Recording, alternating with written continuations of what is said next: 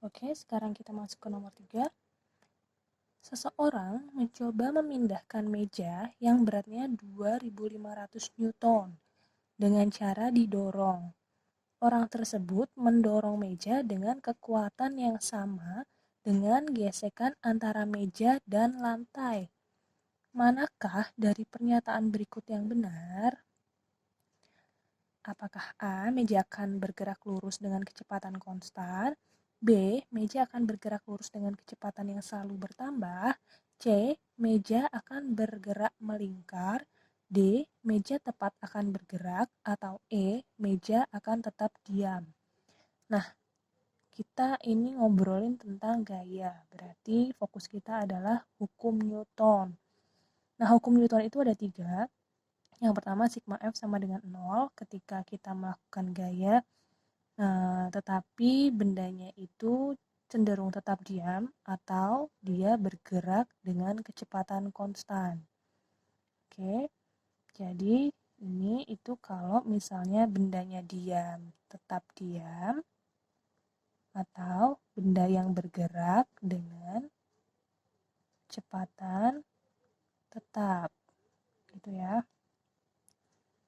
Berarti kalau misalnya yang A ini meja akan bergerak lurus dengan kecepatan konstan. Ini kalau dia mengalami apa? Mengalami yang tadi hukum Newton yang pertama, yaitu sigma F sama dengan 0. Hukum Newton yang kedua itu sigma F sama dengan sigma M dikali A. Berarti ini untuk benda yang bergerak ya. Benda yang bergerak dengan kecepatan yang berbeda-beda. Dia mempunyai percepatan. Sigma F, kalau gaya yang bekerja lebih dari 1 sama dengan sigma M.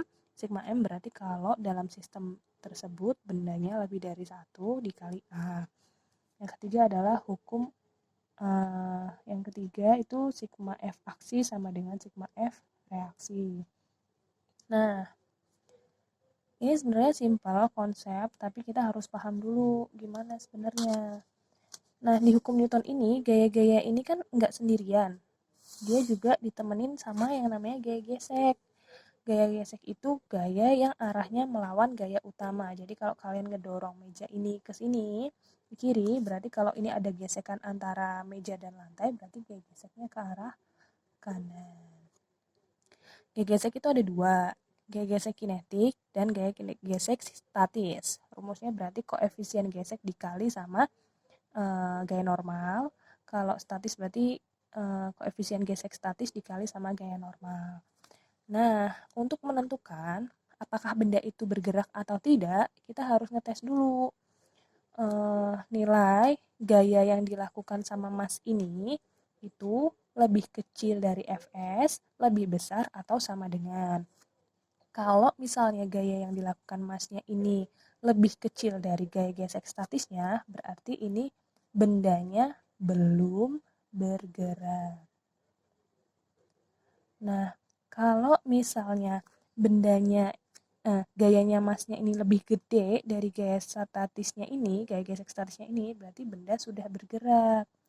Nah, kalau benda sudah bergerak, nanti kita ketika ngitung pakainya udah bukan Fs lagi, tapi harus diubah ke Fk. Kita harus nyari Fk-nya. Nah, kalau misalnya nilai F-nya Masnya ini sama dengan nilai Fs-nya ini, gaya geseknya ini, berarti bendanya dibilangnya apa? Tepat akan bergerak. Tapi bendanya belum bergerak gitu ya, baru mau gerak. Nah, berarti ini apa?